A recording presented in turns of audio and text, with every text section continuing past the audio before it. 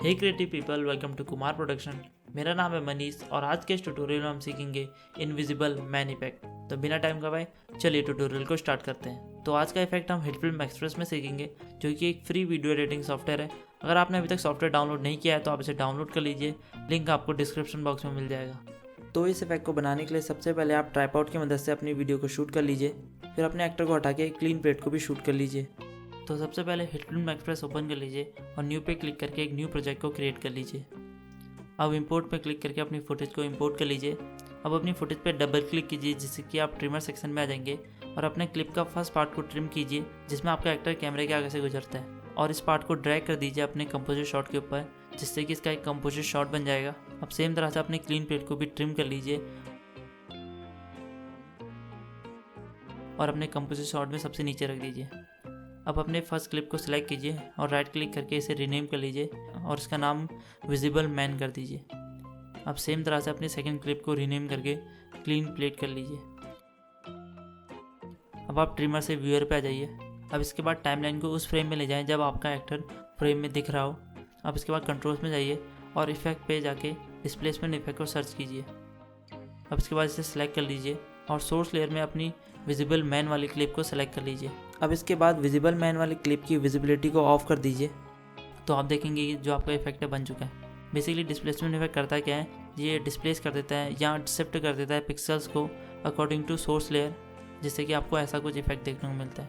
अगर आप डिस्प्लेसमेंट की वैल्यू थोड़ा इंक्रीज़ करना चाहते हैं तो आप हॉरिजॉन्टल और वर्टिकल डिस्प्लेसमेंट को इंक्रीज़ करके देख सकते हैं।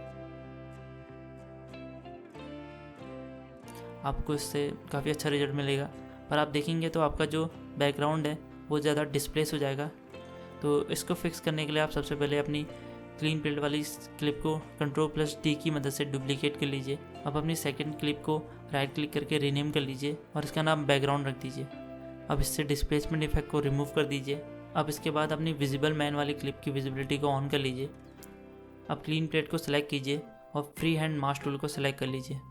अब टाइमलाइन को उस फ्रेम पे ले जाएं जब आपका एक्टर फ्रेम में एंटर हो रहा है और अपने एक्टर के चारों ओर एक मास्क ड्रॉ कीजिए। अब इस मास्क में वो चीज़ इंक्लूड करें जिसे आप इनविजिबल बनाना चाहते हो। जैसे कि अगर आप कप को इनविजिबल बनाना चाहते हैं तो आप उसे मास्क में इंक्लूड कर लीजिए, पर मैं ऐसा यहाँ नहीं करना चाह रहा हूँ, इसलिए मैं अपना जो मास्क है अपने एक्टर के चारों ओर ड्रॉ करूँगा। अब इसके बाद हम इस मास्क को फ्रेम बाय फ्रेम जाके अपने एक्टर के चारों ओर की फ्रेम करेंगे। तो सबसे पहले मास्क की ट्रांसफॉर्म प्रॉपर्टी से ओपन कीजिए और पाथ के आगे बने सर्कल पे क्लिक करके की फ्रेमिंग को ऑन कर लीजिए। अब टाइमलाइन को उस फ्रेम में ले जाइए जब आपका एक्टर फ्रेम से बाहर जाने वाला है और अपने मास्क को अपने एक्टर के चारों ओर एडजस्ट कर लीजिए।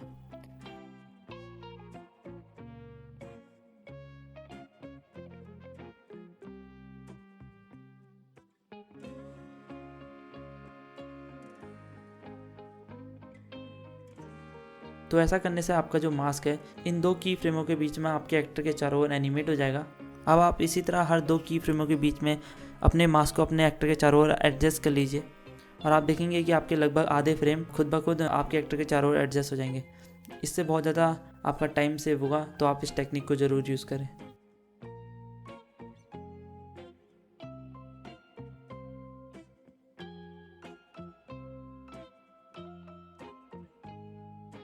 अब की फ्रेमिंग हो जाने के बाद आप विजिबल मैन वाली क्लिप की विजिबिलिटी को ऑफ कर लीजिए।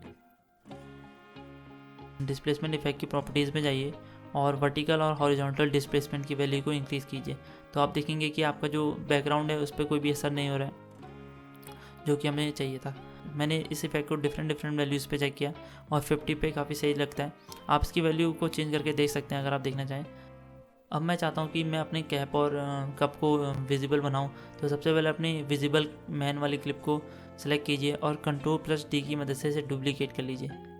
अब अपनी फर्स्ट क्लिप को सिलेक्ट करके इसे रीनेम कर लीजिए और इसका नाम रख दीजिए कप एंड कैप।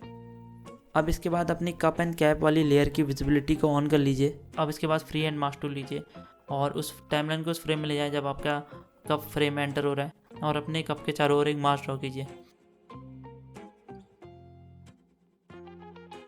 अब सेम तरह से इसकी भी की फ्रेमिंग ऑन कर लीजिए और फ्रेम बाय फ्रेम जाके इसे एनिमेट कीजिए।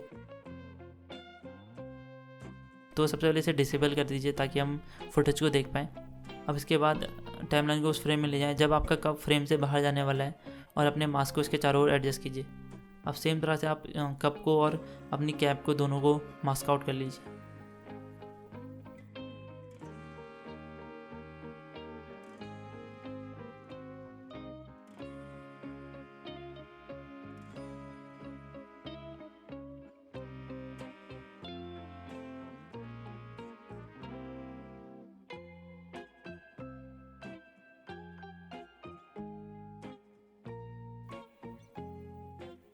दोनों मास्क कंप्लीट हो जाने के बाद दोनों मास्क को इनेबल कर लीजिए और आप देखेंगे कि आपका इफेक्ट काफ़ी अच्छा लग रहा है। तो अब हम इसमें ब्लर ऐड करेंगे। तो ब्लर ऐड करने के लिए सबसे पहले अपनी बैकग्राउंड लेयर को सिलेक्ट कीजिए। अब कंट्रोल्स में जाइए और इफेक्ट में जाने के बाद ब्लर में लेंस ब्लर को सिलेक्ट कीजिए।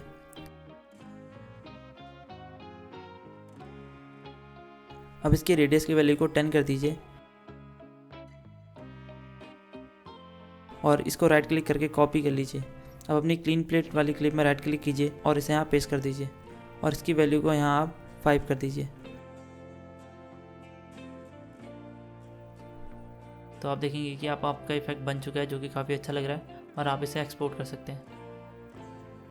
इसके बाद मैंने इसमें एक फेक कैमरा मोशन डाला है। अगर आप भी इसमें फेक कैमरा मोशन डालना चाहते हैं तो इसके ऊपर हम पहले एक ट्यूटोरियल बना चुके हैं।